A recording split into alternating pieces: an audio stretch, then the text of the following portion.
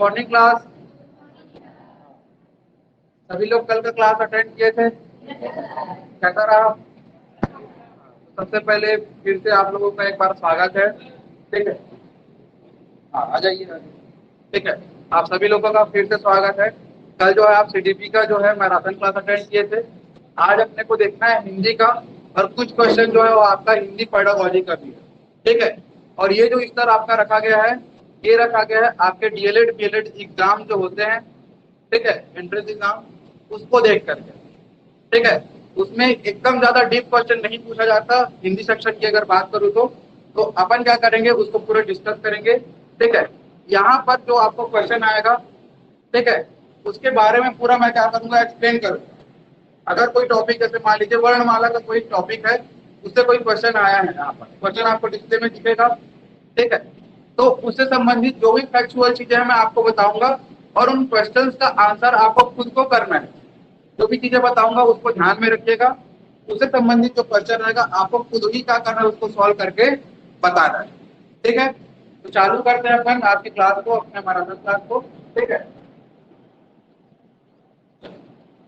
सबसे पहले जो क्वेश्चन यहाँ पर पूछा गया है, ठीक है, निम्नलिखित में से कौन सी भाषा आर्य भाषाओं में शामिल नहीं है? ठीक है, कौन सी भाषा आर्य भाषा में शामिल नहीं है? सबसे पहले जब आप क्वेश्चन पढ़ेंगे कोई भी, तो आप क्या करना, यहाँ पर क्या शामिल है पूछा है कि शामिल नहीं है?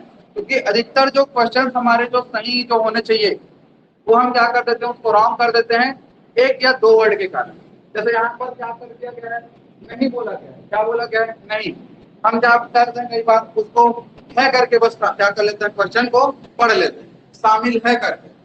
शामिल है करके हम फिर क्या करके आ जाते हैं, सही आंसर लगा के आ जाते हैं। वो अपने मुताबिक का सही आंसर है, लेकिन जब आपका आता है क्या, मॉडल आंसर, तब आपको पता चलता है कि अरे हम तो आंसर लिए थे ए, इसका तो पक्का पता है कि ये ही होना चाहिए, लेकिन मॉडल आंसर में आ रहा है क्या, सी।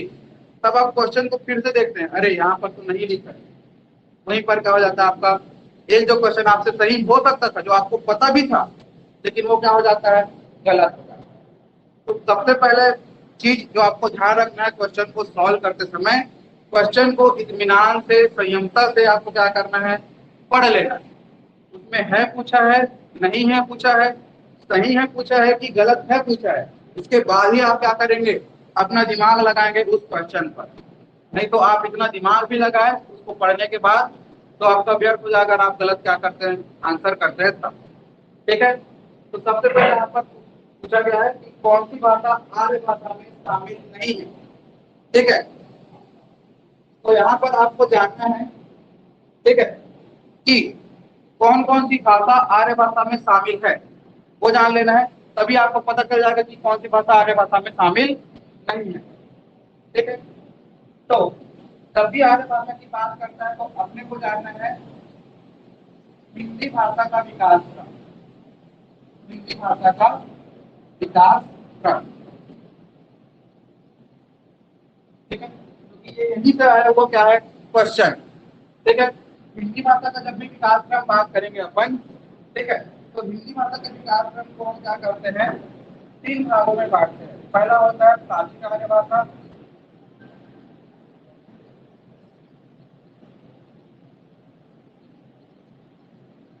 ठीक है, दूसरा होता है मध्यकालीन आर्य भाषा,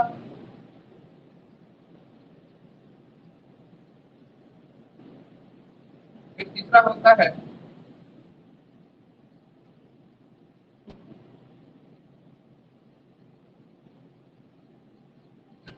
आधुनिक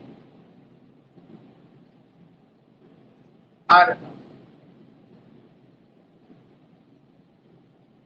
ठीक है, ये क्या होता है, तीन प्रकार के क्या रहेंगे, आर्य भाषा। ठीक है, अब इसमें मैं बात करूंगा किसका, प्राचीन आर्य भाषा का। ठीक है, जहां से हिंदी का विकास प्रारंभ होता है, तो वो होता है प्राचीन आर्य भाषा से। और प्राचीन आर्य भाषा में आपको दिखेगा क्या, पहला वैदिक संस्कृत, क्या दिखेगा, वैदिक संस्कृत। ठीक है, वैदिक संस्कृत। वैदिक संस्कृत, संस्कृत का वह रूप रहेगा, इसमें क्या किया जाएगा, जो चारों वेद हैं उनका क्या किया जाएगा, रचना किया जाएगा। कौन कौन से चार वेद हैं, यजुर्वेद, सामवेद, ऋग्वेद, अथर्ववेद, यही 4 वेद हैं।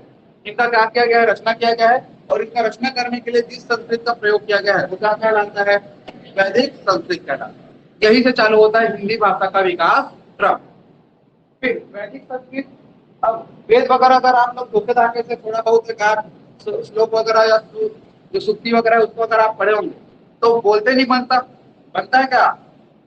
अगर श्लोक पढ़े होंगे आप लोग हिंदी में, संस्कृत में, ठीक है, कर्मण्येवाधिकारस्ते, एक ही वर्ड है ये, बताओ, कर्मण्येवाधिकारस्ते एक ही साथ रहता है, मां फलेतु कदाचन, ठीक है। ऐसे ही फिर आपका आता है अभ्युत्थानम अधर्मस्य तदात्मानं सृजाम्यहम्। तो क्या है, बोलना थोड़ा सा क्या होता है संस्कृत को कठिन होता है। तो इस संस्कृत को जो किसमें क्या किया गया था, वेदों का रचना किया गया था, वो उसको बोलना कठिन था, आम बोलचाल में आप प्रयोग नहीं कर पाएंगे। तो उसके लिए क्या किया गया, उसको थोड़ा सा सरल किया गया और लाया गया क्या, लौकिक संस्कृत। क्या लाया गया, लौकिक संस्कृत, ठीक है। फिर उसके बाद आता है क्या, प्राचीन आर्य भाषा, सॉरी प्राचीन आर्य भाषा के बाद आएगा क्या, मध्यकालीन आर्य भाषा। मतलब आर्य लोगों के द्वारा, ठीक है, आर्य लोगों के द्वारा जो मध्यकाल के समय में भाषा इस्तेमाल की जाएगा वो क्या कहलाएगा, मध्यकालीन आर्य भाषा, ठीक है। इसमें आता है पहला प्राकृत भाषा, सॉरी पाली भाषा, दूसरा आता है प्राकृत भाषा, तीसरा आता है अपभ्रंश और चौथा आता है अवकट। ये 4 भाषाएं इसमें शामिल रहेंगी मध्यकालीन आर्य भाषा, ठीक है।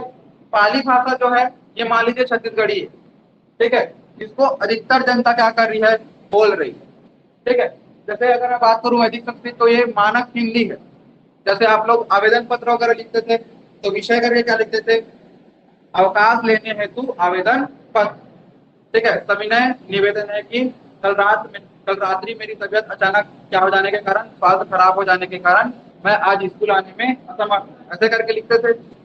लेकिन अगर आपको क्या करना होता था, मुंह जुबानी अगर बताना है आपको, ठीक है, तो आप क्या बताते थे सर मैडम लोगों को, मैडम मेरा आज क्या हो, तबीयत खराब है, एक कारण में, इस कारण मैं आज स्कूल नहीं आ पा रही। और वहीं पर अगर आपका दोस्त पूछेगा अरे आज से कबर काल स्कूल नहीं आ रहे, तो क्या बोलेंगे आप, वो तबीयत खराब है, ठीक है। तो ये वाला जो मानक है, ठीक है, जिसमें पुस्तक आप लिखते हैं, ये वाला क्या है, आम बोलचाल के जो हिंदी इस्तेमाल करते हैं वो है। और ये पाली जो है वो क्या है, छत्तीसगढ़ी, जो आप दैनिक जीवन में क्या कर रहे हो, उपयोग कर रहे हो। तो ऐसे ही पाली भाषा का प्रयोग किया गया था किसके द्वारा, गौतम बुद्ध जी के द्वारा, क्या करने के लिए, प्रवचन देने के लिए, ठीक है। फिर आता है प्राकृत, ठीक है। तो बोला गया कि यहाँ पर छत्तीसगढ़ी जो है थोड़ा सा क्या लग रहा है, असभ्य टाइप के लग रहा है, तो अपने को क्या करना चाहिए, प्राकृत भाषा का क्या करना चाहिए, इस्तेमाल। तो यहाँ पर क्या गया, संस्कृत के कुछ शब्दों को क्या किया गया, सरल किया गया, उसके रूप को बदला गया, ठीक है। संस्कृत का शब्द था उसको क्या किया गया, थोड़ा सा सरल किया गया और क्या बनाया गया, प्राकृत। जैसे अग्नि न बोल करके हम क्या बोलेंगे, आग बोलेंगे, ठीक है। कोटक न बोल करके हम क्या करेंगे, घोड़ा बोलेंगे, ठीक है। चुल्ली ही ना बोल करके हम बोलेंगे क्या, चूल्हा, ठीक है। अश्रु ना बोल करके हम बोलेंगे क्या, आंसू, ठीक है। नृत्य ना बोल करके हम बोलेंगे नाचा या नाच, ठीक है। तो ये क्या हो जाएगा, उसका थोड़ा सा सरलतम रूप रहे, यही क्या कहा जाएगा, प्राकृत, ठीक है। फिर आता है क्या, अपभ्रंश। अपभ्रंश का मतलब होता है क्या, बिगड़ना या गिरना, बिगड़ना या गिरना, ठीक है। तो जब व्याकरण के स्तर पर अनेक क्या आएंगे, बदलाव आएंगे, ठीक है, व्याकरण के स्तर में गिरावट आएगा तो उसे ही क्या बोला जाएगा, अपभ्रंश, ठीक है। यहाँ तक जो भी रचनाएं चल रही थी वो प्रॉपर क्या होता था, रस छंद अलंकार इन सभी चीजों का क्या करते थे, ध्यान रखते थे, ठीक है। जैसे आप लोगों ने सुना होगा क्या, जैसे पवन तनय संकट हरण, मंगल मूर्ति रूप, राम लखन सीता सहित हृदय बसहु सुर भूप। तो राइमिंग जम रहा है, इसमें क्या किया जाता है, मात्रा का भी ध्यान रखते हैं, 13-11 13-11 या 11-13 11-13 13-13 13-13 11-11 11-11, ऐसे आप लोगों ने पढ़ा होगा, दोहा रोला सौठा चौपाई सब पढ़े थे, ठीक है। लेकिन अब जब अपभ्रंश वाला जब समय आएगा तब इसमें क्या करेंगे, कोई भी राइमिंग का ध्यान नहीं रखेंगे, कोई भी रक्षक अलंकार के रूल को फॉलो नहीं किया जाएगा। इधर चालू हो जाएगा क्या, तेरा प्यार प्यार प्यार हुक्का बार, मतलब ऐसे रहे, कोई राइमिंग नहीं, कोई मात्रा नहीं, कोई छंद नहीं, ऐसा। ठीक है, यही क्या कहलाएगा, अपभ्रंश। अब तो क्या हो गया, अभी तक तो व्याकरण का स्तर अच्छा खासा था, अब क्या हो रहा है, गिरावट हो रहा है। ठीक है, और इसी वजह से अलग अलग क्षेत्रों में, ठीक है, इस अपभ्रंश से अलग अलग प्रकार के क्या निकलेंगे, भाषाएं निकलते जाए। ठीक है, तो टोटल 7 प्रकार के क्या होते हैं, अपभ्रंश होते हैं, जहां से क्या होंगे, अलग अलग क्षेत्र में बोली जाने वाली हिंदी क्या होगी, निकल करके आने लगी। ठीक है, फिर आता है अवहट्ट। अवहट्ट ऐसा समय रहेगा जब क्या होगा, अपभ्रंश से जो निकल करके आएंगे आधुनिक आर्य भाषाएं, वो क्या होंगी, जन्म ले लेंगे। ठीक है, अवहट्ट मतलब क्या होता है, ठीक है, अवहट्ट जो रहेगा क्या होगा, संक्रांति का काल रहेगा। क्या रहेगा, संक्रांति काल। संक्रांति किसको बोलते हैं, संक्रांति किसको बोलते हैं, मकर संक्रांति मनाते हो आप लोग, कब, 14 जनवरी को। क्यों मनाते हैं बताइए, क्यों मनाते हैं मकर संक्रांति। उस समय क्या होता है, सूर्य का उत्तरायण, बोलते हैं ना, सूर्य का उत्तरायण होता है करके। ठीक है, जो दक्षिणी गोलार्ध में क्या था, सूर्य था, अब वो किधर प्रवेश कर रहा है, उत्तरी गोलार्ध की ओर। तो उस दिन से फिर क्या होता है, जो हमको ठंड ज्यादा लगते रहता है, वो ठंड अब क्या होने लगेगा, जाने लगेगा, और किसका आना चालू हो जाएगा, गर्मी का। तो संक्रांति मतलब होता है एक का जाना और दूसरे का आना। तो ऐसे ही जो है अवहट्ट भी क्या रहेगा, संक्रांति का काल रहेगा। इसमें ये जो मध्यकालीन आर्य भाषा रहेंगे इनका जाना होगा, और आधुनिक आर्य भाषाओं का क्या चालू होगा, आना चालू होगा। और आधुनिक आर्य भाषा में ही आता है क्या, हिंदी व हिंदीतर भाषाएं। इसमें आपका मराठी, छत्तीसगढ़ी, अवधी, बघेली, पंजाबी, कुमायूनी, असमिया, उड़िया, ठीक है, बंगाली, ये सभी भाषाएं कहाँ से जन्म लेगी, अपभ्रंश से जन्म लेगी। और कब लेगी, तो अवहट्ट के समय में लेगी। ठीक है, तो यही है आपका क्या, आर्य भाषा। एक प्राचीन आर्य भाषा में वैदिक और लौकिक संस्कृत, मध्यकालीन आर्य भाषा में पाली, प्राकृत, अपभ्रंश और अवहट्ट, और आधुनिक आर्य भाषा में हिंदी। तो हिंदी का विकास इन चरणों से हो रहा है पूरा। ठीक है, सबसे पहले अगर आपको पूछेगा हिंदी भाषा का विकास क्रम कौन सा है सही वाला, तो आपको याद रखना है, सबसे पहले क्या आएगा, वैदिक संस्कृत, फिर लौकिक संस्कृत, फिर देन फिर और लास्ट में क्या होगा। ठीक है, तो यहाँ पर आर्य भाषा में पूरा दिखा। हाँ, अब आप लोग बताइए कौन सा शामिल नहीं था, ऐसे संस्कृत शामिल नहीं था जी,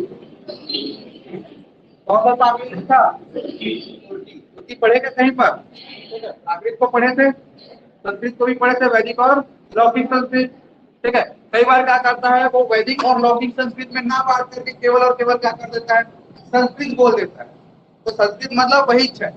अब संस्कृत के 2 रूप है, लौकिक और वैदिक, इतना ध्यान रखें। ठीक है, तो इसका आंसर क्या आ जाएगा, तुर्की। क्लियर है यहाँ तक, चलो। हाँ, अब यहाँ पर पूछा है हिंदी भाषा के विकास क्रम का सही क्रम कौन सा है। ये जो 4 आपको ऑप्शन दिख रहे हैं, ठीक है, इसमें सही वाला विकास क्रम कौन सा है पूछा है। अब ये जो आपको बताया था उसी से रिलेटेड है। अब इसके पहले जो एक्सप्लेनेशन दिया हूँ उसके हिसाब से बताओ। ठीक है, सबसे पहले क्या था, पाली था क्या जी, नहीं था। ठीक है, संस्कृत के पहले था क्या, पाली नहीं था। ठीक है, मतलब ये वाला रॉन्ग, ठीक है, गलत हो जाएगा। फिर संस्कृत था पहले, हाँ बिल्कुल था। संस्कृत के बाद प्राकृत था, नहीं था, लेकिन पाली के बाद था, पाली के पहले नहीं था। ठीक है, फिर आता है ऑप्शन सी, अपभ्रंश। ठीक है, अपभ्रंश है, ठीक है, लेकिन ये संस्कृत के बाद है, ना कि संस्कृत के पहले। तो ऑप्शन डी कहा जाएगा आपका सही, क्योंकि हमको मालूम है सबसे पहले क्या आता है, वैदिक संस्कृत, फिर आता है लौकिक संस्कृत, फिर आता है पाली, फिर प्राकृत, फिर अपभ्रंश, और उसके बाद हिंदी। ठीक है, ये आपका सही सीक्वेंस रहेगा। अगर इसी सीक्वेंस में कोई रहेगा ऑप्शन, तभी वो आपका क्या होगा, सही आंसर होगा, अदरवाइज वो रॉन्ग होगा। तो इसका आंसर क्या हो जाएगा, ऑप्शन डी उपयुक्त में से कोई भी नहीं। ये है। चलो अब आगे बढ़ते हैं अपन तीसरे क्वेश्चन की ओर। हाँ, अब आता है वर्णमाला किसे कहते हैं? किसे कहते हैं वर्णमाला? हाँ, चलो वर्ण किसे कहते हैं पहले ये बता दीजिए।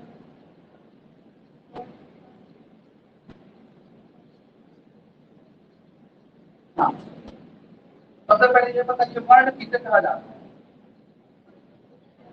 क्योंकि यहाँ से भी क्वेश्चन आता है। वर्ण किसे कहते हैं बताओ। हाँ, वर्ण किसे कहते हैं पहले ध्यान रखिएगा। ठीक है,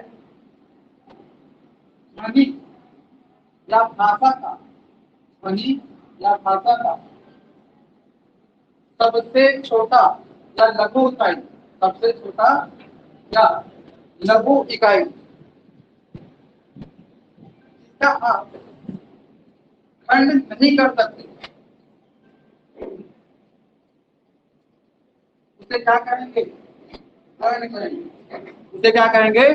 वर्ण कहेंगे। ठीक है, किसी भी भाषा या ध्वनि की क्या सबसे छोटी या लघु इकाई जिसका खंड नहीं किया जा सकता उसे ही क्या कहेंगे? वर्ण कहेंगे। जैसे मैं बोल रहा हूँ क्या, हाँ, खंड कर सकते हो क्या? इसको तोड़ सकते हो क्या? नहीं। ई तोड़ सकते हो क्या इसको? नहीं। ठीक है, ऊ तोड़ सकते हैं क्या इसको? नहीं। क्या तोड़ सकते हैं क्या इसको? बिल्कुल तोड़ सकते हैं। कैसे टूटेगा ये? हाँ, आधा का को तोड़ सकते हो क्या आप तो तोड़ सकते हो क्या आप? नहीं। मतलब ये जो आधा का है ये भी एक वर्ण हो गया, और अभी ये क्या है? वर्ण है। ठीक है, जिसको हम तोड़ नहीं सकते। और ये जो का है इसमें हलंत नहीं है, ये क्या है? एक अक्षर है। ठीक है, तो यहाँ से एक चीज आपको याद रखना है। ठीक है, स्वर, सॉरी, व्यंजन और स्वर के मिलने से क्या बनता है? अक्षर बनता है। क्या बनता है? अक्षर। क्लियर हुआ? ठीक है, तो कई बार क्वेश्चन आता है कि स्वर और व्यंजन के या व्यंजन या स्वर के मिलने से किसका निर्माण होता है? तो किसका निर्माण होता है? अक्षर का। ये है।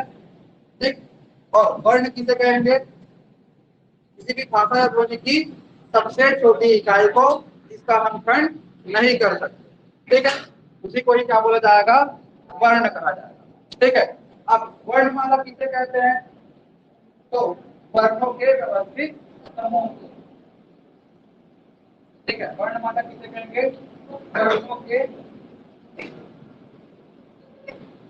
व्यवस्थित समूह हम क्या कहते हैं? वर्णमाला कहते हैं। जैसे माला जो होता है या हार जो होता है, ठीक है, मैं बोल रहा हूं अगर गेंदे का माला, ठीक है, या गुलाब का माला या हार, तो उसमें गुलाब जो है एक एक करके क्या होता है? सीक्वेंसली लगा होता है कि नहीं होता? लगा रहता है। ऐसे ही जब वर्णमाला जो है क्या होंगे? व्यवस्थित होंगे, एक के बाद एक के बाद एक, तो उसे ही क्या कहेंगे? वर्णमाला कहेंगे। ठीक है, जैसे अगर मैं बात करूं हिंदी वर्णमाला का, ठीक है, हिंदी वर्णमाला का, तो हिंदी वर्णमाला में कितने वर्ण है भाई?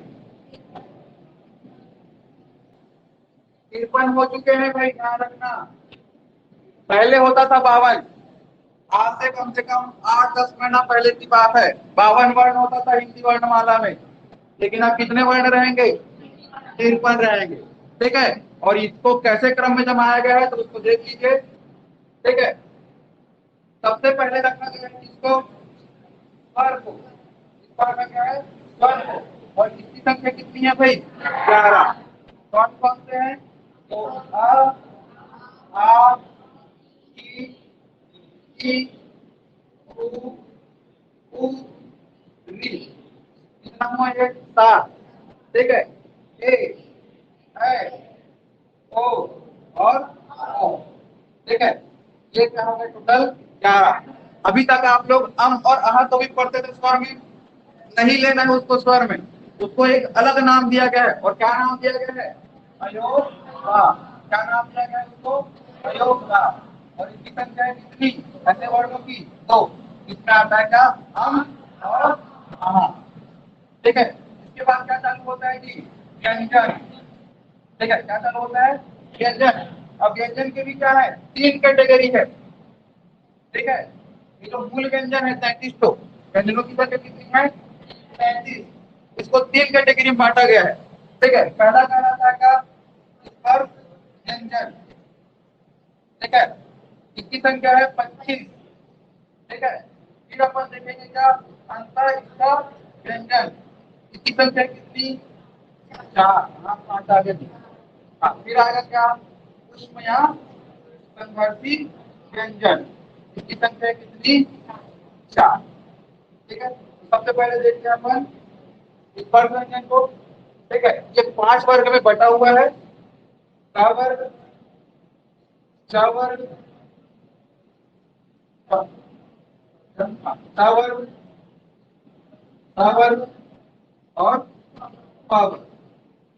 ये 5 वर्ग में बटा हुआ है और प्रत्येक वर्ग में 5-5 क्या है, वर्ण है। ठीक है, जैसे अगर मैं बात करूं क वर्ग का, तो क वर्ग में क, ख, ग, ह और क्या होता है, अंगा। ठीक है, च वर्ग में च, छ, ज, झ और ञ। ठीक है, स वर्ग में स, थ, थ, थ, ण। फिर आता है स वर्ग, स वर्ग में स, फ, स, ध और न।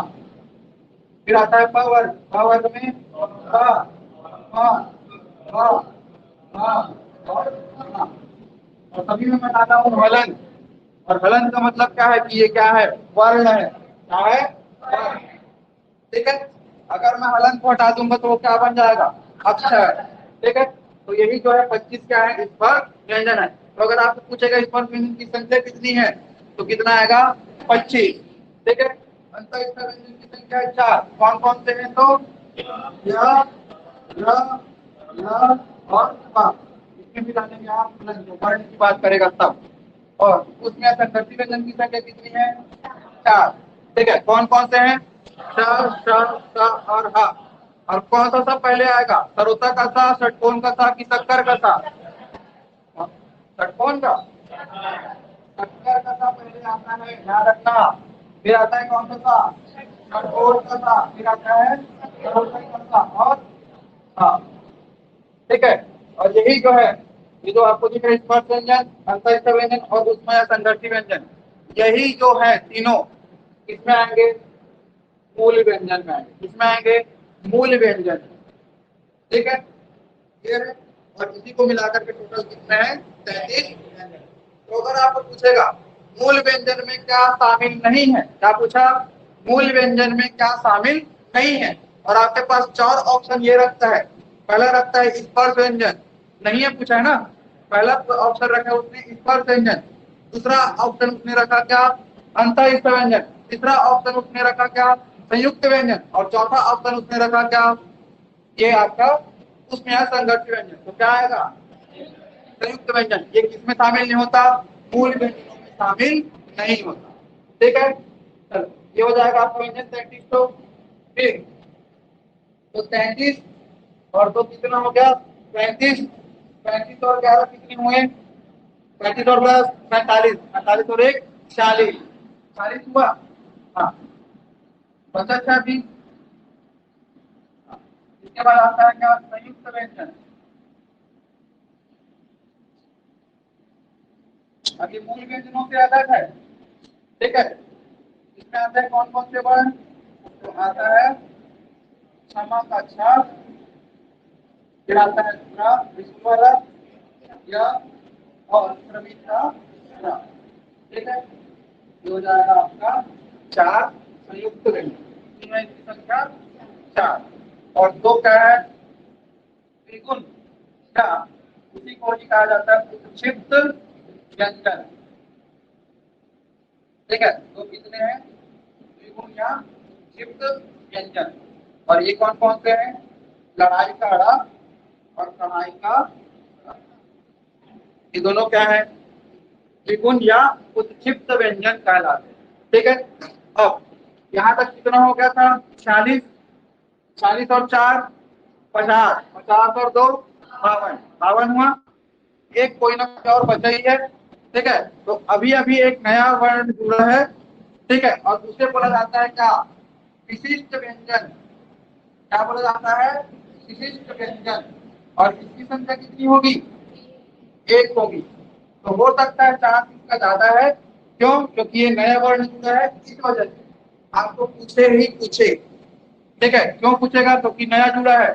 और अधिकतर लोग, अभी जैसे मैंने आपको पूछा तो कई लोग बोल रहे हैं 52, कई लोग बोल रहे हैं क्या? 53। 53 वाले भी श्योर नहीं थे, ठीक है। नहीं, किसी का हाथ खड़ा नहीं हो रहा था अच्छे से, ठीक है। तो हो सकता है आपसे पूछे कि कितने वर्ण हो चुके हैं, तो आपको कितना देना है आंसर? 53। और कौन सा वर्ण नया जुड़ा है पूछेगा, तब आपको याद रखना है कौन सा जुड़ा है, ठीक है। और ये कैसे दिखता है तो आपको बता देता हूँ, ऐसे, ठीक है। हाँ, अब इसको उच्चारण जो है जैसे मलयालम में लिखते हैं ना,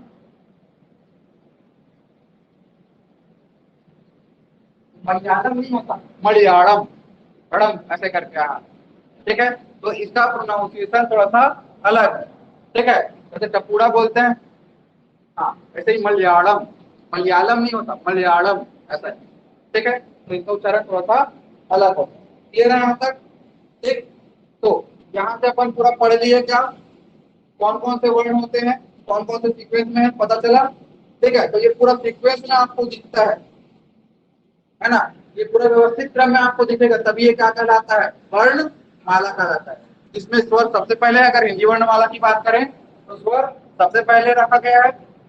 कितनी संख्या इसकी? 11, कहां से लेकर? आ से लेकर अ तक। फिर आता है क्या? अयोग पा, इसकी संख्या कितनी है? 2, अम और अहा तक। फिर आता है व्यंजन, इसकी संख्या कितनी है? 3, ठीक है। 3 वर्ग बैठे हुए हैं, ठीक है। कौन कौन से? स्पर्श व्यंजन और उसमें संघर्ष व्यंजन। स्पर्श व्यंजन की संख्या कितनी है? 25, अंतःस्वर की 4 और उसमें संघर्ष व्यंजन की 4। तो 25 4 29, 29 4 33, और यही क्या है? मूल व्यंजन। क्लियर है? फिर आता है का संयुक्त व्यंजन, कितने हैं इसकी संख्या? 4। कौन कौन से? छ, त्र, य और त्र। हो सकता है आपको पूछ दे कि निम्न में से कौन सा संयुक्त व्यंजन नहीं है, ठीक है। और 3 ऑप्शन उसने रखा कहाँ का? इन तीनों को, ठीक है। और एक चौथा ऑप्शन आपको दे दिया था बा। तो निम्न में से संयुक्त व्यंजन कौन सा नहीं है पूछेगा, तो क्या आंसर आएगा? बा आएगा, क्योंकि ये संयुक्त व्यंजन नहीं है, ये क्या है? क्लियर हुआ? ठीक है। फिर त्रिकोणीय उत्कृष्ट व्यंजन की संख्या अगर आपको पूछेगा तो कितना है? कितना है? 2। कौन कौन सा? कड़ा और कड़ा, ठीक है। कढ़ाई कड़ा और लड़ाई वाला कड़ा, ठीक है।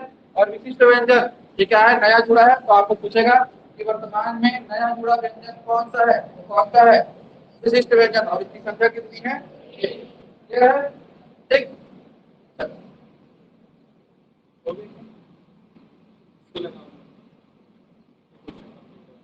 चलो, तो इसका आंसर क्या आएगा? वर्णमाला किसे कहते हैं? तो वर्णों के व्यवस्थित समूह को। और कौन से समूह में जमा, ये भी पता चल गया अपने को। ये है कितना कितना वर्ण है, ये भी पता चल गया। स्वर का, व्यंजन का, संयुक्त व्यंजन का, द्विगुण व्यंजन का, विशिष्ट व्यंजन का। क्लियर है? चलो, आते हैं आप अगले क्वेश्चन में। हाँ, चलो, यही क्वेश्चन आ गया। देखो, हिंदी भाषा की कुल वर्ण लिपियां कितनी है? कितना है भाई? 44, 33, 53, 48, ठीक है। अभी 52 ऑप्शन में नहीं है, ठीक है। नहीं तो 52 भी बता देते कई लोग, ठीक है। कितना है? 53। क्लियर है यहाँ तक? हाँ, आगे बढ़े। चलो, यहाँ तक का समझ आया सभी को? चलो अगला, हिंदी स्वरों का वर्गीकरण जब जीव के आधार पर किया जाता है तो निम्नलिखित में से कौन सा भेद इसके अंतर्गत नहीं आएगा? ठीक है, क्या बोला है? जीव के आधार पर जब बांटा जाएगा किसको?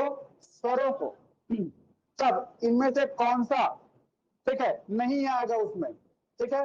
तो सबसे पहले अपने को देखना पड़ेगा स्वर का वर्गीकरण कैसे किया गया है, ठीक है। तो पहले बता देता हूं आप लोगों को स्वर का वर्गीकरण। 5 अलग अलग आधारों पर क्या किया गया? स्वर का वर्गीकरण किया गया है, ठीक है। स्वर के वर्गीकरण का कितना आधार है?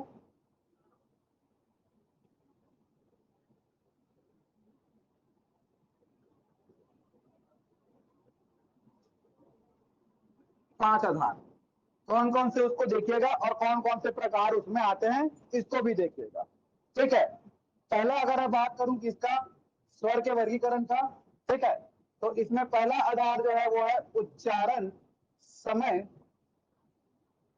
या मात्रा के आधार पर स्वर। किसके आधार पर? उच्चारण समय या मात्रा के आधार पर स्वर।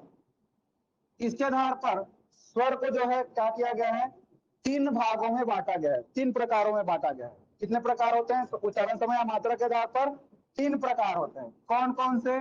तो पहला होता है क्या, लघु या ह्रस्व स्वर, लघु या ह्रस्व स्वर।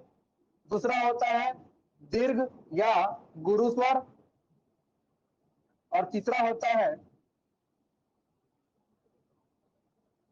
तीसरा क्या होता है, प्लुत स्वर। ठीक है, एक सिंपली डेफिनेशन बता देता हूं आप लोगों को, क्या होता है लघु या ह्रस्व स्वर किसे कहेंगे? जब किसी स्वर वर्ण के उच्चारण में, जब किसी स्वर वर्ण के उच्चारण में आपको सबसे कम समय लगेगा। ठीक है, क्या लगेगा? सबसे कम समय, तो उसे ही क्या कहेंगे, लघु या ह्रस्व स्वर कहेंगे। फिर ठीक है, फिर आता है क्या, दीर्घ स्वर। तो दीर्घ स्वर या गुरु स्वर उसे कहेंगे जब किसी स्वर वर्ण के उच्चारण के समय, ठीक है, लघु स्वर के मुकाबले, किसके मुकाबले? लघु स्वर के मुकाबले आपको क्या लगेगा, 2 गुना समय लगेगा, 2 गुना समय लगेगा। जैसे आ का उच्चारण कर रहे हैं तो कम समय लग रहा है, लेकिन अगर बोल रहे हैं का आ, तो क्या हो रहा है, 2 गुना समय लग रहा है आ के उच्चारण में। तो आ जो है वो होगा क्या, लघु या ह्रस्व स्वर, और बड़ा आ क्या हो जाएगा, दीर्घ या गुरु स्वर। क्लियर है? ठीक, अब आता है क्या, प्लुत स्वर। प्लुत स्वर किसे कहते हैं? ठीक है, तो जब किसी स्वर वर्ण के उच्चारण में लघु स्वर के मुकाबले, किसके मुकाबले? लघु स्वर के ही मुकाबले रहेगा। ठीक है, कितना गुना समय लगेगा? 3 गुना समय लगेगा। तब उसे ही हम क्या कहेंगे, प्लुत स्वर कहेंगे। ठीक है, उसे ही हम क्या कहेंगे, प्लुत स्वर। जैसे कई लोग क्या करते हैं, ओम का उच्चारण करते हैं तो बीच में जो ऊ रहता है उसका क्या करते हैं, लंबे समय तक उच्चारण ओम करके करते हैं, तो ऊ का क्या किया जा रहा है, ठीक है, जितना नॉर्मल उसका उच्चारण समय होता है उससे ज्यादा क्या कर रहे हैं, उसको उच्चारित कर रहे हैं। जैसे कई बार ग्वाला लोग क्या करते हैं, आ हई, तो ई का क्या हो रहा है, लंबे समय तक उच्चारण कर रहे हैं।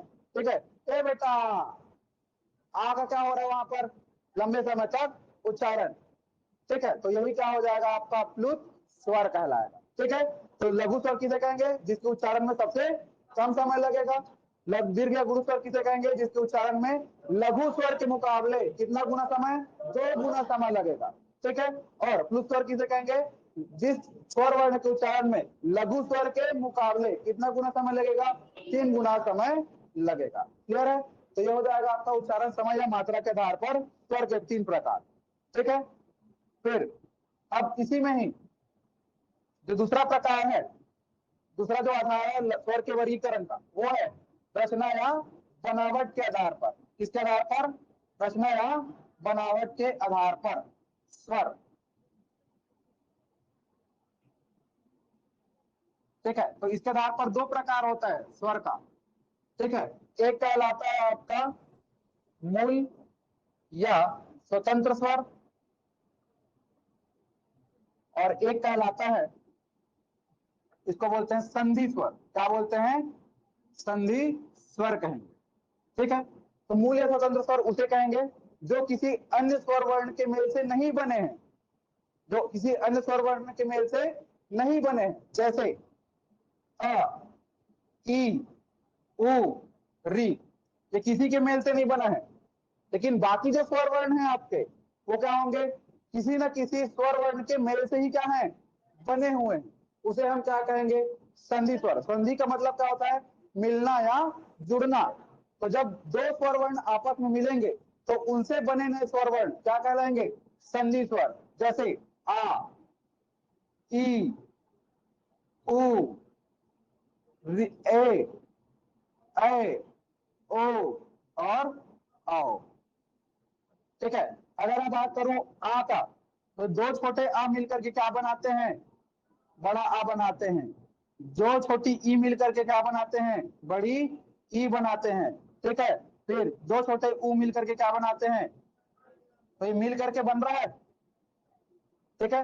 अब बात करूंगा जब ए का, तो आ प्लस ई, आ प्लस ई क्या बनेगा, ए, ठीक है। और जब ये जो ए है वो आ से संधि करेगा, आ प्लस ए, तो क्या बन जाएगा, ए। ऐसे ही आ प्लस ऊ क्या बनता है, ओ, ठीक है। और यही ओ जो है आ के साथ जब मिलेगा तब क्या बन जाएगा, औ बन जाएगा। तो क्या हो रहा है, मिलने से बन रहा है, ठीक है। इसीलिए इसको क्या बोला जा रहा है, संधि स्वर, ठीक है। और ये जो चारों दिख रहे हैं ये किसी के मिलने से नहीं बना है, ये अपने मूल रूप में ही है, इसलिए इसे क्या बोला जा रहा है, मूल या स्वतंत्र स्वर। और बाकी जो है आपके साथ ये क्या है, संधि स्वर है। क्यों, क्योंकि ये किसी न किसी स्वर वर्ण के मिलने से ही बन रहे हैं। क्लियर है, तो ये हो जाएगा आपका रचना बनावट या व्युत्पत्ति के आधार पर स्वर, ठीक है। फिर तीसरा आधार है वही जिसका क्वेश्चन का आंसर आपको देना है, ठीक है। किसके आधार पर, उच्चारण स्थान, या इसे ही कहा जाता है जीभ की सक्रियता के आधार पर स्वर, जीभ की सक्रियता के आधार पर स्वर। तो इसके आधार पर स्वर के 3 प्रकार होते हैं।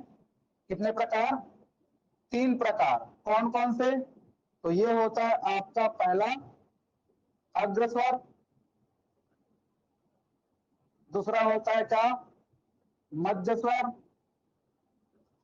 तीसरा होता है क्या, पश्च स्वर, ठीक है। यही 3 क्या है, प्रकार है, किसके आधार पर, जीभ की सक्रियता के आधार पर, ठीक है, या उच्चारण स्थान, ठीक है। तो जीभ को क्या कर दिया जाता है, ये जो है हमारे पताल भैरवी माता का क्या है, जीभ है, ठीक है। इसी 3 भाग में बांटना है। ये क्या है, जीभ का अग्रभाग है, जीवा का अग्रभाग है। तो यहाँ से जो स्वर वर्ण क्या होगा, उच्चारित होगा, या जिस स्वर वर्ण के उच्चारण के समय जीभ का अग्रभाग क्या होगा, एक्टिव होगा, सक्रिय होगा, उसे हम क्या कहेंगे, अग्र स्वर कहेंगे। और इसके अंतर्गत आता है ई, ए, ठीक है। फिर आता है क्या, मध्य स्वर, ठीक है। तो जिस स्वर वर्ण के उच्चारण के समय जीभ का मध्य भाग क्या होगा, एक्टिव होगा, सक्रिय होगा, उसे हम क्या कहेंगे, मध्य स्वर कहेंगे। और इसके अंतर्गत केवल और केवल एक वर्ण आता है आ। और यही क्वेश्चन बार बार पूछेगा आपसे, कोई भी अगर आप एग्जाम दिला रहे हैं सीजीबीएफओ सीजीपीएससी का, तो क्वेश्चन बार बार आता है, इन्हीं में से कौन सा वर्ण या कौन सा स्वर मध्य स्वर है, तो आपको याद रखना है कौन सा है, आ, ठीक है। फिर आता है क्या, पश्च स्वर, ठीक है। पश्च स्वर किसे कहेंगे, जिस स्वर वर्ण का उच्चारण जीभ के पिछले भाग से होगा, या जिस स्वर वर्ण के उच्चारण के समय जीभ का पिछला भाग क्या होगा, एक्टिव होगा। अग्र मतलब आगे, पश्च मतलब पीछे, पिछला भाग, और मध्य मतलब बीच वाला, ठीक है। तो इसमें आ जाएगा आपका आ, ओ, उ, री, ठीक है, और ओ और औ, ये सब किस में जाएंगे, पश्च स्वर में। तो किसके आधार पर है, जीभ के आधार पर या जीभ की सक्रियता के आधार पर। और यही आपका क्या था, क्वेश्चन था, ठीक है। क्या था क्वेश्चन, क्या बोला था, जीभ के भाग के आधार पर जब बांटा जाता है हिंदी के स्वरों को, तो कौन सा भाग इसके अंतर्गत नहीं आएगा, तो कौन सा, अग्र स्वर है कि नहीं है, मध्य स्वर है कि नहीं है, उधर है, पश्च स्वर है कि नहीं है। तो आंसर क्या जाएगा, डी, विवृत स्वर नहीं आता, ठीक है। अब ये किस में आएगा विपरीत स्वर, इसको भी देख लीजिए, ठीक है। ये आप जो पढ़ रहे हैं आप, ठीक है, किसके आधार पर, है ना, स्वर का वर्गीकरण इसी का ही पार्ट है ये भी, विवृत वाला, ठीक है। अब आते हैं चौथा वर्गीकरण किसका, स्वर का, वो किया जाता है किसके आधार पर, ठीक है, ओष्ठाकृति के आधार पर, ओष्ठाकृति के आधार पर स्वर।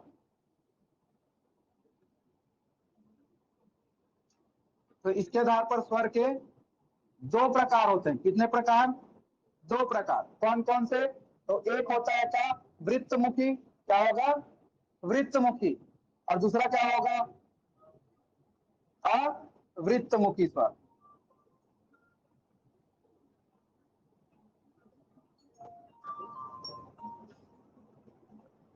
वृत्तमुखी स्वर और अवृत्तमुखी। वृत्त किसे कहते हैं, जो गोल सा होता है ऐसे, और अवृत्त जो गोल नहीं होगा। तो जिन स्वर वर्णों के उच्चारण के समय हमारे होंठ में, ओष्ठ मतलब क्या होता है, होंठ होता है, ओष्ठ मतलब होंठ, तो होंठ में क्या होगा, वृत्ताकार या गोलाकार आकृति बनेगा, तो हम उन स्वर वर्णों को क्या कहेंगे, वृत्तमुखी स्वर कहेंगे। और जिन स्वर वर्णों के उच्चारण के समय हमारे होंठ में या ओष्ठ में गोलाकार या वृत्ताकार आकृति नहीं बनेगा, तो हम उसे क्या कहेंगे, अवृत्तमुखी। तो चलो आ से लेकर अ तक का क्या करो आप उच्चारण, और ये चीज नोटिस करना कि किन वर्णों के उच्चारण के समय में होंठ में क्या हो रहा है, गोलाकार आकृति बन रहा है। और एकदम प्रकार से आंधा वांध धर के इसे गोल मत नापना 360 डिग्री, पता चल रहा है धर के नाप रहे हैं, ऐसा नहीं, ठीक है, एकदम एग्जैक्ट नहीं बनेगा भाई, थोड़ा बहुत चलता है। किस वर्ण के उच्चारण में गोलाकार बन रहा है होंठ में, आ बोल रहे हैं तो हो रहा है क्या, आ में, ई में, ई में, ऊ बन रहा है, हाँ तो ऊ, ठीक है, फिर बड़ा ऊ में भी, हाँ फिर, ठीक है, ओ ओ, फिर उसके बाद आता है ऋषि करी, उसमें हो रहा है क्या गोलाकार, नहीं, फिर ओ, सॉरी ए में भी बन रहा है क्या, नहीं, ए में नहीं, ओ बन रहा है, ओ, फिर ओ, इसमें भी क्या हो रहा है, बन रहा है। और आजकल जो है, जो महिला प्रजाति है, इसने भी एक नए वृत्तमुखी स्वर का क्या किया है, निर्माण किया है, ठीक है, और वो कौन सा है, ओ मेरा बाबू वाला, ओ मेरा बच्चा बोलते हैं, तो ये ओ क्या है, ये भी क्या है, वृत्तमुखी स्वर है। लेकिन यहाँ पर एक चीज आपको याद रखना है, ठीक है, ये जो ओ है, ठीक है, ये जो है हमारे हिंदी वर्णमाला का, ठीक है, वर्ण नहीं है, ये किसी दूसरे भाषा का है, ठीक है, तो ये इसको बोला जाता है क्या, विदेशज या आगत स्वर कहा जाता है, इसे क्या कहा जाएगा, विदेशज या आगत स्वर। और यहाँ से क्वेश्चन ऐसा आता है कि निम्न में से कौन सा विदेशज या आगत स्वर है, ठीक है, आपको ऑप्शन दिया है क्या, आ, ई, उ और अ, तो कौन सा है विदेशज या आगत स्वर, अ, ठीक है, जैसे आप लोग डॉक्टर बोलते हैं तो ये ऐसा रहता है, यही क्या है, आगत स्वर वाला है, क्लियर है, ठीक है, तो ये क्वेश्चन आता है, ठीक है। अब लास्ट वर्गीकरण है स्वर का, ठीक है, किसके आधार पर, पांचवा जो आधार है स्वर के वर्गीकरण का, वो है कौन सा, मुखाकृति के आधार पर, किसके आधार पर, मुखाकृति के आधार पर स्वर, ठीक है, इसके आधार पर स्वर के कितने प्रकार हैं, चार प्रकार, कितने प्रकार, चार, कौन कौन से, तो पहला होता है क्या, संवृत्त स्वर, सीजीटीईटी में आया हुआ है यहाँ तक क्वेश्चन। दूसरा होता है क्या, अर्ध संवृत्त स्वर, ठीक है, तीसरा होता है क्या, अर्ध विवृत्त स्वर, और चौथा होता है विवृत्त स्वर। ये चार प्रकार होते हैं किसके,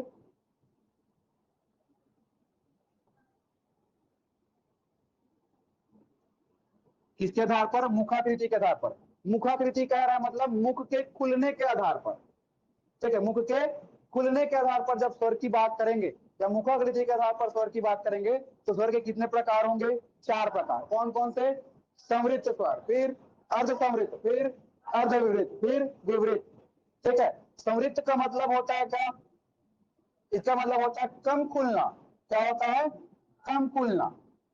तो ऐसे स्वर वर्ण जिनके उच्चारण के समय मुख क्या होगा, बहुत कम खुलेगा, तो ऐसे स्वर वर्णों को हम क्या कहेंगे, समृद्ध स्वर कहेंगे, क्या कहेंगे, समृद्ध स्वर, ठीक है। तो कौन कौन से ऐसे वर्ण हैं, तो आपको याद रखना है, ई, ई, ठीक है, और उ, उ, इसके उच्चारण के समय मुख क्या होगा, कम खुलेगा, ठीक है। फिर आता है अर्ध समृद्ध स्वर, तो ऐसे स्वर वर्ण जिसके उच्चारण में मुख जो होगा समृद्ध स्वर के मुकाबले ज्यादा खुलेगा, और अर्ध विवृत के मुकाबले कम खुलेगा, तो उसे हम क्या कहेंगे, अर्ध समृद्ध स्वर। और इसमें आता है ए ओ और औ, ठीक है। और पिछले सीजीटीटी में जो पिछले साल हुआ था, उसमें इसी को पूछा गया था, ठीक है। फिर आता है अर्धविवृत स्वर, इसे ये क्या होगा, जिस स्वर वर्ण के उच्चारण के समय मुख अर्ध संवृत स्वर के मुकाबले ज्यादा खुलेगा और विवृत स्वर के मुकाबले कम खुलेगा, तो उसे हम क्या कहेंगे, अर्धविवृत स्वर। और इसमें आता है क्या, आ। फिर उसके बाद आता है क्या, विवृत स्वर। विवृत का अर्थ होता है क्या, पूरा खुलना, पूरा खुलना।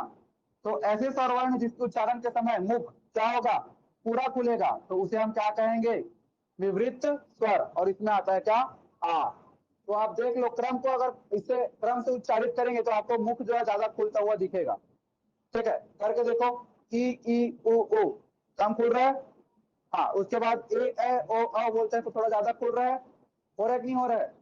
हाँ, फिर आ थोड़ा सा और ज्यादा खुला खुला, और उसके बाद विवृत में जब आप आएंगे क्या, आ, तो क्या हो रहा है, पूरा खुल रहा है, हो रहा है। ठीक है, कोई अपवाद में तो नहीं है। ठीक है, चलो, तो ये पूरा स्वर का क्या हो गया, वर्गीकरण कितने आधारों पर, 5 आधारों पर। पहला आधार था उच्चारण समय के आधार पर, कितना प्रकार था उच्चारण समय के आधार पर, 3 प्रकार। कौन कौन सा, लघु, दीर्घ और प्लुत। ठीक है, फिर रचना बनावट एवं उत्पत्ति के आधार पर कितने प्रकार, 2 प्रकार। कौन कौन से, मूल स्वर और संधि स्वर। ठीक है, फिर उच्चारण स्थान या जीभ की सक्रियता के आधार पर कितने प्रकार के स्वर, 3 प्रकार के। कौन कौन से, अग्र, मध्य स्वर और पश्च स्वर। ठीक है, फिर है ओष्ठाकृति के आधार पर कितने प्रकार के स्वर, 2 प्रकार के। कौन कौन से, वृत्तमुखी और अवृत्तमुखी। और फिर लास्ट मुखाकृति के आधार पर स्वर कितने प्रकार के हैं, 4 प्रकार के। कौन कौन से, संवृत्त, अर्धसंवृत्त, विवृत। क्लियर है यहाँ तक, चलो, हो गया फोटो खींच के, बैक टू पवेलियन। तो ये अपना क्वेश्चन सॉल्व कर लिए थे, ऑप्शन डी इसका क्या होगा, सही आंसर। तो विवृत स्वर किसमें आता है भाई, किस प्रकार जब बांटते तब आता है, मुखाकृति के आधार पर, मुख के खुलने के आधार पर बांटते हैं तब आता है विवृत। पढ़े थे अभी, चलो अगला क्वेश्चन। हाँ, अगला है संज्ञा का भेद नहीं होता। ठीक है, क्या बोला, हाँ, ठीक है, व्यक्तिवाचक, जातिवाचक, निजवाचक, भाववाचक। ठीक है, हाँ, तो क्या आएगा, निजवाचक। तो पहले अपने को देखना है कि कौन कौन से प्रकार होते हैं। ठीक है, कौन कौन से प्रकार होते हैं। तो संज्ञा किसे कहते हैं, सबको पता ही होगा, बचपन से रट डाले होंगे आप लोग। संज्ञा किसे कहते हैं भाई, गा दो एक बार गाना फिर से, है ना, गा दो गाना, क्या होता है संज्ञा। ठीक है, हाँ, किसी व्यक्ति, वस्तु, स्थान, भाव, जाति आदि के नाम को क्या कहते हैं, संज्ञा। बचपन से रटाया हुआ है। हाँ, तो नाम जिसका होगा वो क्या होगा, संज्ञा होगा। ठीक है, और संज्ञा के प्रकार कितने होते हैं, तो 5 प्रकार। अगर आपको नॉर्मली पूछा कि कितने प्रकार है, तब 5 प्रकार। कौन कौन से, तो इसमें आता है आपका जाति वाचक संज्ञा। ठीक है, दूसरा क्या होता है, व्यक्ति वाचक संज्ञा। ठीक है, फिर आता है क्या, समूह वाचक संज्ञा। ठीक है, चौथा क्या होता है, ठीक है, पदार्थ या द्रव्य वाचक संज्ञा।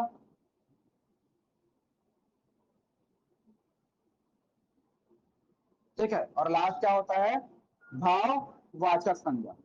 तो याद रखना, पदार्थ या द्रव्यवाचक बोले एक ही मतलब है भाई, पदार्थवाचक बोले या द्रव्यवाचक बोले एक ही मतलब है, दोनों एक ही संज्ञा है। ठीक है, तो ये 5 प्रकार के क्या होते हैं, संज्ञा।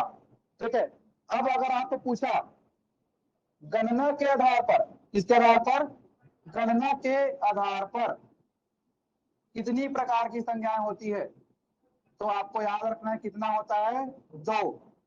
कौन कौन सा, एक होगा गणनीय संज्ञा। ठीक है, एक क्या होगा, गणनीय संज्ञा, और दूसरा क्या होगा, अगणनीय संज्ञा। ठीक है, गणनीय संज्ञा किसको कहेंगे, तो ऐसी संज्ञाएं जिसे हम गिन सकते हैं उसे हम क्या कहेंगे, गणनीय संज्ञा। और अगणनीय संज्ञा किसे कहेंगे, जिसे हम नहीं गिन सकते। ठीक है, जैसे अगर मैं बोल रहा हूँ घोड़ा, तो घोड़ा गिन सकते हो नहीं गिन सकते, गिन सकते हैं। तो घोड़ा क्या है, जातिवाचक संज्ञा, मतलब ये गिना जा सकता है। ठीक है, फिर आता है, अगर मैं बोल रहा हूँ राम, एक जने हैं, ठीक है, राम को बुला के लाओ, तो जिसका नाम राम होगा, एक लड़का, उसको आप बुला करके क्या करेंगे, लाएंगे। ठीक है, मैं बोल रहा हूँ क्या, मोखला, या फिर मैं बोल रहा हूँ सुर्गी, तो गांव, एक ही गांव का बोध हो रहा है, तो ये क्या हो जाएगा, इसको भी क्या किया जा रहा है, गिना जा रहा है, तो ये भी क्या हो जाएगा, गणनीय संज्ञा होगा। फिर अगर मैं बोल रहा हूँ सेना, तो सेना में कितने सैनिक है, गिन पाओगे, ठीक है। फिर अगर मैं बोल रहा हूँ क्या, आपको बोल रहा हूँ मैं बोल रहा हूँ चलो विद्यार्थीगण, कितने विद्यार्थी होंगे, विद्यार्थीगण में पता चल जाएगा गिन करके, ठीक है। फिर मैं बोलूंगा अगर कि कर्मचारी वर्ग, कितने कर्मचारी होंगे पता चल जाएगा, तो ये क्या है आपका, है ना। अभी आप लोग आम तोड़ने जाते होंगे, ठीक है, खासकर लड़के लोग, है ना, आम के पेड़ में दिख रहा है 4-5 को आम एक साथ फला है, क्या बोलते हैं, जोथा जोथा पड़े, बोलते हैं ना, व्हील नेट, है ना। तो जोथा मतलब समूह है, तो उस समूह में कितने आम हैं, उस जोथा में कितने आम हैं, ये पता चल जाएगा गिन करके, तो क्या हो जाएगा आपका, क्लियर हुआ, ठीक है। अब आता है पदार्थ अद्यवाचक संज्ञा, ये क्या होता है, अगणनीय होगा, ये तीनों क्या है, गणनीय है, और ये दोनों क्या होंगे, अगणनीय, कैसे, तो दोस्तों आपको बता रहा हूं, ठीक है, ये दोनों क्या होंगे, अगणनीय, ठीक है। दूध, गिन पाओगे क्या दूध को, शक्कर, सोना को, सोना को आप गिन पाते हो क्या, 1 सोना, 4 सोना, 10 सोना, पेट्रोल, हाँ, कितना पेट्रोल डाला था, 10 टन, ठीक है, नहीं गिन पाएंगे, तो जो है क्या होगा, ये पदार्थ द्रव्यवाचक क्या हो जाएगा, अगणनीय होगा। कपड़ा को गिन पाओगे क्या, नहीं। कितना मीटर कपड़ा बोलेंगे तो आप नाप रहे हो उसको, गिन रहे हो क्या, नहीं। शर्ट बोलूंगा तब आप उसको गिन पा रहे हो, शर्ट, 1 शर्ट, 4 शर्ट, 10 शर्ट, ठीक है ना। लेकिन अगर मैं बोल रहा हूँ कपड़ा, तो कपड़ा तो आप गिन नहीं सकते, इसको क्या करते हो आप, नापते हैं अपन, ठीक है। फिर अगर मैं बोल रहा हूँ क्या, ठीक है, गुस्सा, गुस्सा गिन सकते हैं क्या, मैं आप लोगों से 20 गुस्सा हूँ, आप लोग जहां से नहीं सुन रहे हो, ऐसा बोल सकता हूँ क्या मैं, ठीक है। हाँ, फिर मैं बोलूंगा मैं अपने माता पिता से 15 मोहब्बत करता हूँ, 15 प्यार, बोल पाऊंगे क्या ऐसा, नहीं। तो ये क्या हो जाएगा आपका भावाचक संज्ञा, अगणनीय, क्योंकि हम इसको गिन नहीं सकते, ठीक है। तो गणना के आधार पर अगर आपको संज्ञा पूछेगा तो दो है, कौन कौन सा, गणनीय संज्ञा और अगणनीय संज्ञा। अब अगर आपको पूछा गणनीय संज्ञाओं की संख्या कितनी है, 3, और अगणनीय संज्ञाओं की संख्या 2, क्लियर है ये चीज, ठीक है। तो यहाँ पर अपने को पता चल गया कि संज्ञा का भेद कौन सा नहीं होता, निजवाचक। अभी हम लोगों ने देखा व्यक्तिवाचक, जातिवाचक, भाववाचक, पदार्थ या द्रव्यवाचक, और एक आपने पढ़ा कौन सा, समूहवाचक, ठीक है, जिसमें निजवाचक नहीं रहेगा, ठीक है। आते हैं अगले, हाँ, घर, पहाड़ और नदी किस संज्ञा के भेद हैं, ठीक है, चलो समझा देते हैं इसको, ठीक है। जातिवाचक संज्ञा किसे कहेंगे, जिस शब्द से, ठीक है, जिस शब्द से क्या होगा, किसी व्यक्ति, वस्तु, स्थान आदि के संपूर्ण जाति का क्या होगा, बोध होगा। संपूर्ण जाति मतलब, ठीक है, किसी एक का बोध नहीं होगा, किसी एक व्यक्ति का, किसी एक स्थान का, किसी एक वस्तु का बोध नहीं होगा, पूरे के पूरे जाति का क्या होगा, उसके बोध होगा। अगर मैं बोल रहा हूं पेन, तो एक पेन का बोध हो रहा है क्या आपको, नहीं, जितना भी पेन है, ठीक है, उसका क्या हो रहा है आपको, बोध, ठीक है। फिर मैं बोल रहा हूं अगर क्या, देश, तो केवल एक देश का बोध हो रहा है क्या आपको, नहीं। लेकिन अगर मैं बोल दूंगा भारत देश, तो कितना है भारत, एक ही तो है ना, कि 4-8 है, तो भारत देश बोल रहा हूं मतलब वो एक का बोध हो रहा है, और जब एक का बोध होता है तब वो क्या होता है, और जब अनेक का बोध होगा तब क्या होगा, जातिवाचक। ऐसे ही घोड़ा बोल रहा हूं तो एक घोड़े का चित्र बन रहा है क्या, घोड़ा मतलब पूरे घोड़ा, पहाड़ बोल रहा हूं तो पूरे पहाड़, ठीक है, नदी बोल रहे हैं तो पूरे नदी, ठीक है। लेकिन अगर मैं बोल देता क्या आपको, शिवनाथ नदी, अब क्या है, एक ही नदी का बोध हो रहा है। फिर अगर मैं बोल देता हिमालय पर्वत, ठीक है, या मैकल पर्वत, एक का बोध हो रहा है। फिर अगर मैं बोल देता क्या, ठीक है, करिया घोड़ा, ठीक है, करिया घोड़ा बाहर घास खा रहा है, या काला घोड़ा कल बाहर घास खा रहा था, तो कितना घोड़ा है उधर, एक ही है, तो काला घोड़ा क्या हो जाएगा, व्यक्तिवाचक, और केवल घोड़ा बोल रहे हैं अपन, घोड़ा, तो क्या हो जाएगा ये, जातिवाचक, क्लियर है। तो यहां पर बताओ अब देख के क्या होगा, घर, पहाड़ और नदी किस संज्ञा के अंतर्गत आ जाएगा? जातिवाचक। क्लियर है? चलो अगला, हिंदी में कितने लिंगों का प्रयोग होता है? ठीक है, हाँ, कितने लिंगों का प्रयोग होता है? 2। ठीक है, संस्कृत में अगर आप पढ़ेंगे तो उसमें 3 लिंग होते हैं। कौन कौन से? एक होता है पुल्लिंग, एक होता है स्त्रीलिंग और एक होता है नपुंसक लिंग। लेकिन अगर बात करेगा हिंदी व्याकरण का, तो हिंदी व्याकरण में केवल और केवल कितने लिंग होते हैं? 2 लिंग होते हैं। कौन कौन से? एक होगा पुल्लिंग और एक होगा स्त्रीलिंग। पुल्लिंग किसे कहेंगे? जब या फिर जिस शब्द से क्या होगा, जिस शब्द रूप से किसी शब्द के स्त्री जाति पुरुष जाति के होने का बोध होगा तो वो क्या कहलाएगा? पुल्लिंग। और जब स्त्री जाति के होने का बोध होगा तो उसे क्या कहेंगे? स्त्रीलिंग।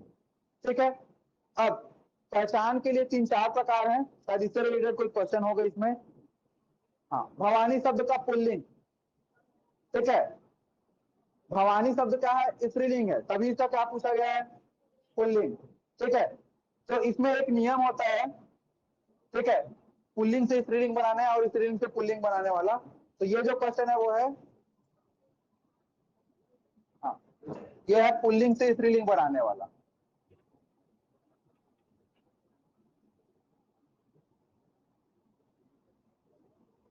पुल्लिंग से क्या बनाना? स्त्रीलिंग। ठीक है, इसमें क्या होता है? अ जो प्रत्यय होता है, कौन सा प्रत्यय? अप्रत्यय। इसको बदल दिया जाता है किसमें? ठीक है, आनी प्रत्यय में। किसमें बदल दिया जाएगा? आनी प्रत्यय में बदल दिया जाएगा। ठीक है, जैसे इंद्र। ठीक है, आनी या आड़ी भी होता है ना। हाँ, इंद्र का क्या हो जाएगा? इंद्राणी। रुद्र, रुद्राणी। कमल, कमलानी। ठीक है, ऐसे ही भव क्या हो जाएगा? भवानी। तो भवानी जो है ये क्या है? स्त्रीलिंग है, इसका पुल्लिंग क्या होगा? भव। तो वहां पर आपका आंसर क्या आ जाएगा भाई? क्या आएगा? भवानी शब्द का पुल्लिंग क्या होगा? भवानी नहीं होगा। भगवान, भगवान खुद क्या है? पुल्लिंग है। ठीक है, इसका जो स्त्रीलिंग होता है वो होता है भगवती। ठीक है, वान का वती, मान का मति ऐसे बदला जाता है। ठीक है, जैसे आयुष्मान का आयुष्मती। ठीक है, गुणवान का गुणवती, ऐसे ही भगवान का भगवती। ठीक है, श्रीमान का श्रीमती।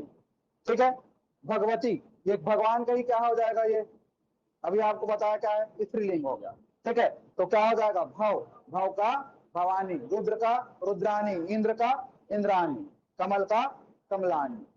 क्लियर हुआ? ठीक, चलो।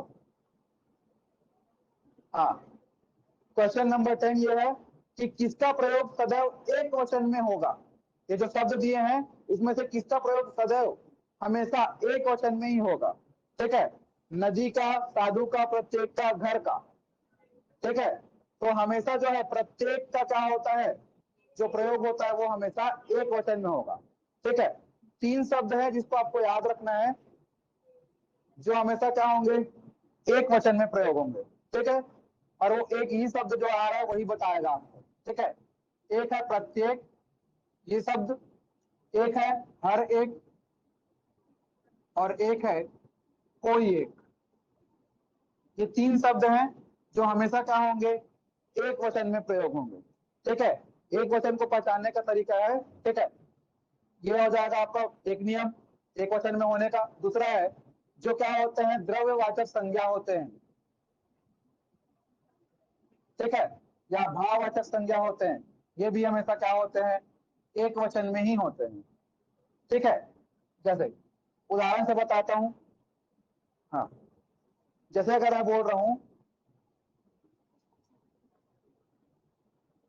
प्रत्येक छात्र ने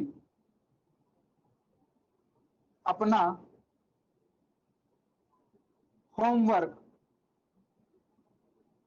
कर लिया है, होगा, या कर लिए हैं, होगा। कर लिया है होगा या कर लिए हैं? सेंटेंस को पढ़ो। प्रत्येक छात्र ने अपना होमवर्क कर लिया है होगा कि कर लिए हैं होगा? कर लिया है। तो यही जो लिया है ये क्या बता रहा है कि यहाँ पर जो है ये क्या है, एक वचन में। अगर ज्यादा होते, बहुवचन में होता तो क्या होता?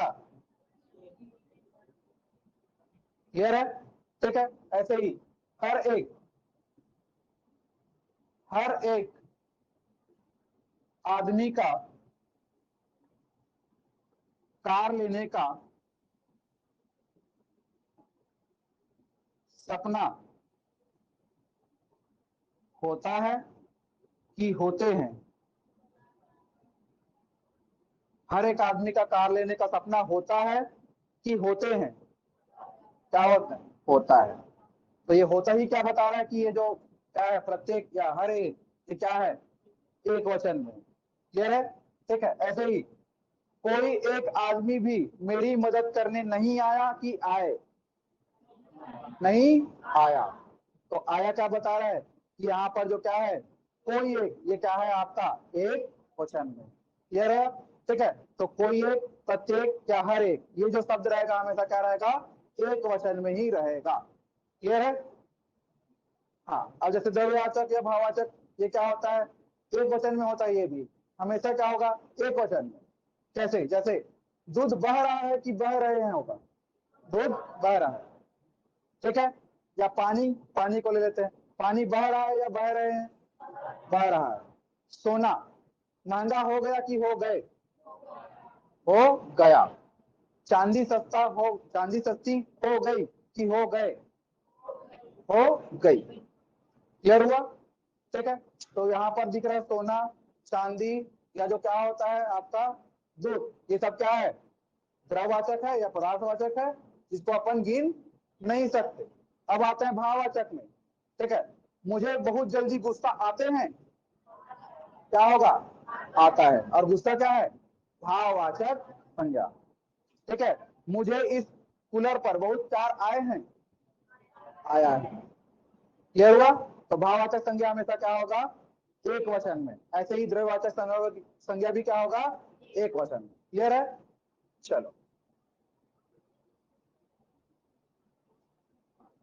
और एक चीज यहाँ से और याद रखना। ठीक है।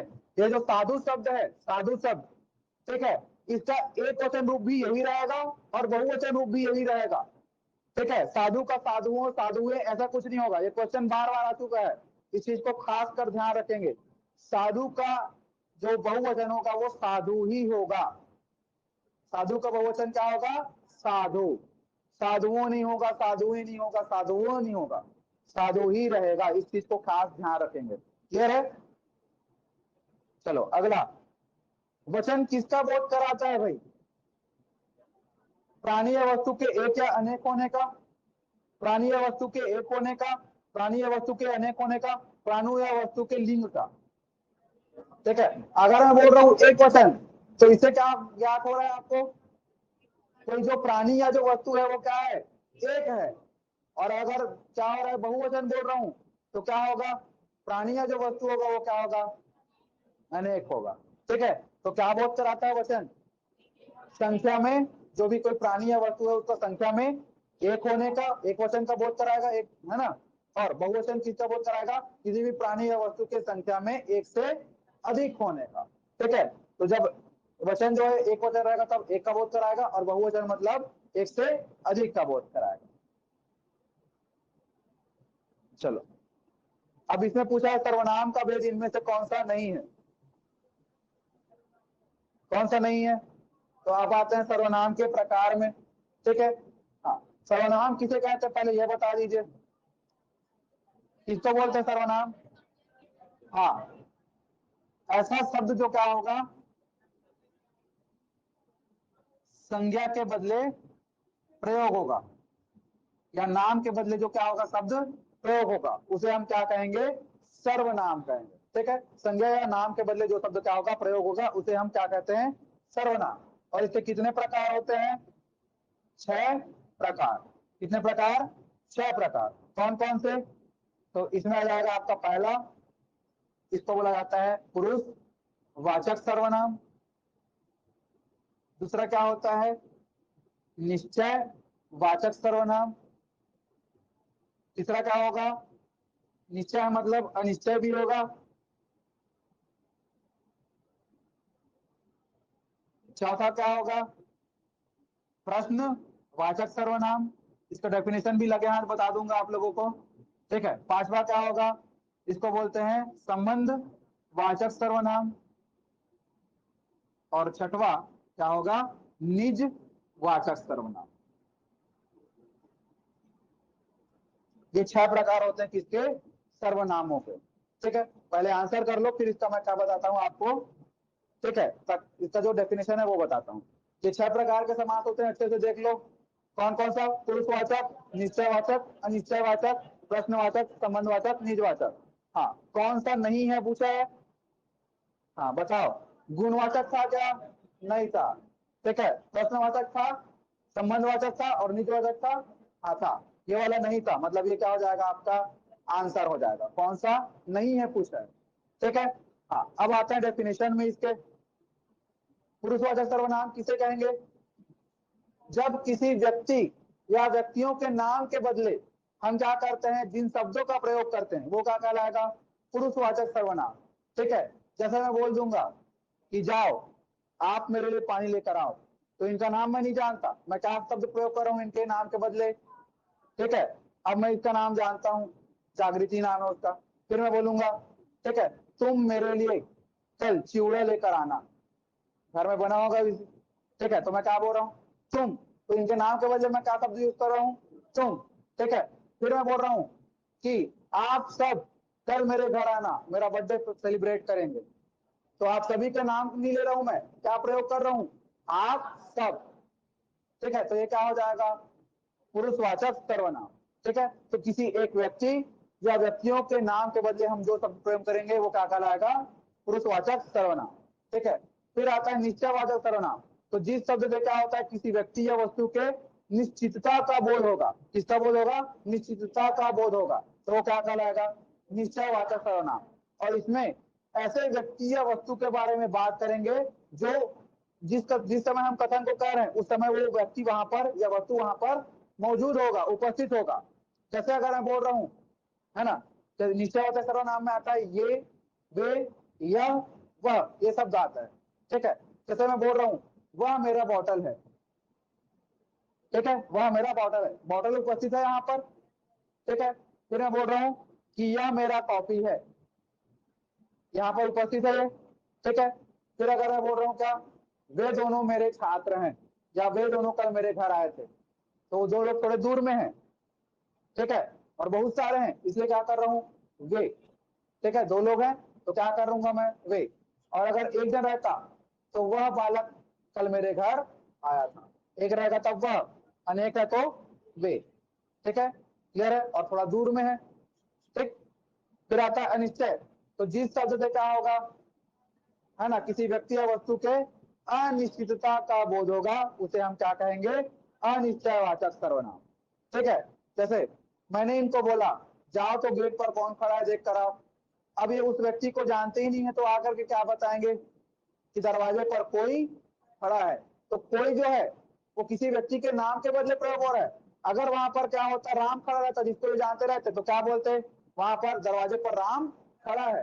लेकिन अगर उसको जान ही नहीं रहे तो क्या बोल रहे हैं आकर के, दरवाजे पर कोई खड़ा है, तो वहां पर राम के नाम के बदले क्या शब्द यूज किया जा रहा है, कोई।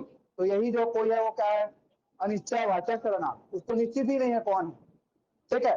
फिर आप लोग अभी 2-3 घंटे के बाद कल खाए उखाए गए होंगे, है ना, 4 घंटे का क्लास हुआ था, उसके बाद आप लोग खाए बुखाए घर गए होंगे, और घर जाकर के क्या बोले होंगे, दाई घर में खाएबर है का कुछ, घर में खाएबर कुछ है का। तो कुछ जो है आप मांग रहे हो, अब कुछ में क्या मांग रहे हो, सामने वाले को पता है क्या, आपके दाई लोग को हो सकता है आपको ला करके दे दिया हूँ बासी, लेकिन आप लोग का भात खाने की इच्छा रहा होगा, लेकिन आप कुछ बोल के फंस गए, ठीक है। फिर अगर आप बोल रहे हैं वहां पर हल्ला चलते रहेगा, ठीक है। अब मैं बोलूंगा चमन जा देख कर क्या, बगल वाले रूम में कौन हल्ला कर रहे हैं, ये जाएगा और देख करके आएगा और बोलेगा, ठीक है। कुछ लोग वहां पर हल्ला कर रहे हैं, कितने लोग हल्ला कर रहे हैं बता रहे हैं क्या, 10 लोग है कि 15 लोग हैं, ये क्या बोल रहे हैं, कुछ लोग। अब ये कुछ बोल रहे हैं, हो सकता है अपने हिसाब से 10-12 लोग को देखा हो, उसके हिसाब से कुछ में ये 10-12 लोग को गिन रहा है, लेकिन मेरे को पता है क्या एग्जैक्ट कितने लोग वहां पर हल्ला कर रहे हैं। मैं अपने हिसाब से सोचूंगा कि 4-5 लोग होंगे। तो यहाँ पर ये क्या है, अनिश्चित हो पा रहा है। अनिश्चित है ये कि कितने लोग हैं, ये हमको निश्चित नहीं हो पा रहा है। तो ये क्या हो जाएगा आपका अनिश्चयवाचक सर्वनाम। फिर आता है क्या, प्रश्नवाचक सर्वनाम। प्रश्नवाचक सर्वनाम किसे कहेंगे, जिन शब्दों से प्रश्न पूछे जाने का बोध होगा। ठीक है, और प्रश्न पूछे जाने के मामले में सर्वे के हिसाब से पता चला है कि भारतीय महिलाएं सबसे आगे हैं सभी देशों से। ठीक है, हाँ, पूछा जाता है कि नहीं, कब, कहाँ, कैसे, किसके साथ, क्यों, पूछते हैं। ठीक है, हाँ, केवल भारतीय महिलाएं नहीं, अब बरोबर टक्कर दे रही है आजकल की निब्बा निब्बी लोग। हाँ, उन लोग भी पूछते हैं काका से बात करत रहे, है ना। तो ये क्या है आपका, कब, कहाँ, कैसे, क्यों, किस लिए, किसके साथ, कितने समय, ये सब क्या हो जाएंगे आपके प्रश्नवाचक सर्वनाम, क्योंकि इन शब्दों से क्या किया जाता है, प्रश्न पूछा जाता है। क्लियर है। ठीक है, फिर आता है संबंधवाचक सर्वनाम। तो इसमें क्या होगा, जिस शब्द से जो अलग अलग वाक्यों के मध्य में क्या किया जाएगा, संबंध स्थापित किया जाएगा, उसे हम क्या कहेंगे, संबंधवाचक सर्वनाम। ठीक है, जैसे इसमें प्रयोग होता है क्या, वर्ड पेयर, मतलब क्या होता है, जोड़ा होता है शब्दों का। ठीक है, जैसा वैसा, ठीक है, जिसे वही, जिसको उसको, जिसकी उसकी। ठीक है, जैसे बोलते हैं ना, जिसकी लाठी उसकी भैंस। भैंस और लाठी के बीच में क्या किया जा रहा है, संबंध को स्थापित किया जा रहा है। ठीक है, जिसकी लाठी उसकी भैंस। ठीक है, जिसे भी देखो आज से 4-5 महीने पहले मेरे शादी के पीछे पड़ा था और करवा कर ही दम लिए। ठीक है, जिसे भी देखो वही मेरे शादी के पीछे पड़ा था। तो जिसे ये क्या कर रहे हैं, संबंध को स्थापित कर रहा है, जिस भी आदमी को देखो वही मेरे शादी के पीछे पड़ा था करके। ठीक है, जो बोओगे वही काटोगे या पाओगे।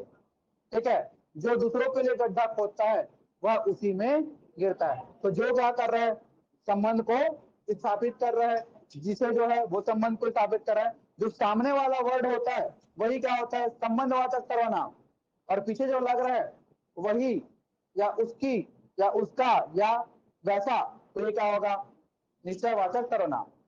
जैसे अभी आपको बताया ना, जैसा वैसा, जैसा बोओगे वैसा पाओगे। ये सामने वाला जो होता है वो क्या होता है, संबंधवाचक, और ये पीछे वाला क्या होगा, निश्चयवाचक। ठीक है, फिर आता है निजवाचक। इसमें क्या होगा, निजवाचक में जो कोई भी कह रहेगा, वक्ता या लेखक, ये क्या करेगा, मीच्छ करे हो, कोई नहीं करे, मीच्छ करे हो, ये क्या करता है, वो इसके बारे में बताता है।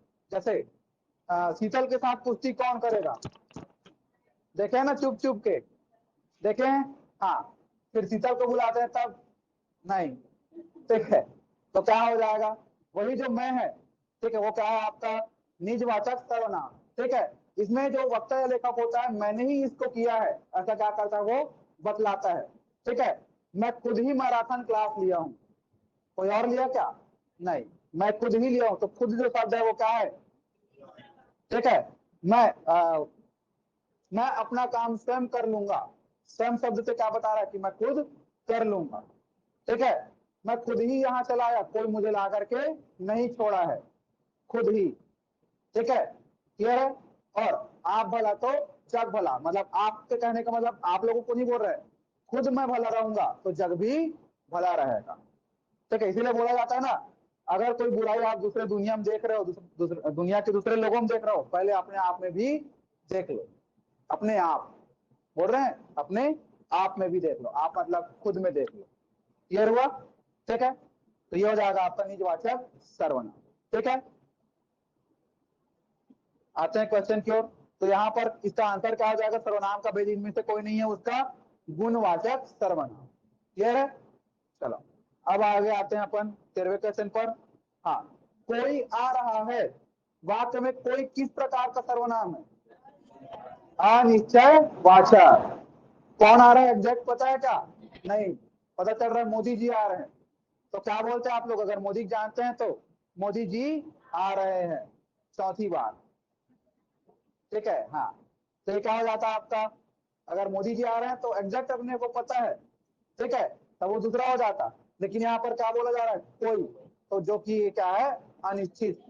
कौन आ रहा है एग्जैक्ट हमको नहीं पता, तो ये क्या हो जाएगा आपका, कोई जो शब्द होगा वो क्या होगा, अनिश्चयवाचक सर्वनाम। चलो अगला, जो शब्द संज्ञा की विशेषता बताते हैं उसे क्या कहते हैं,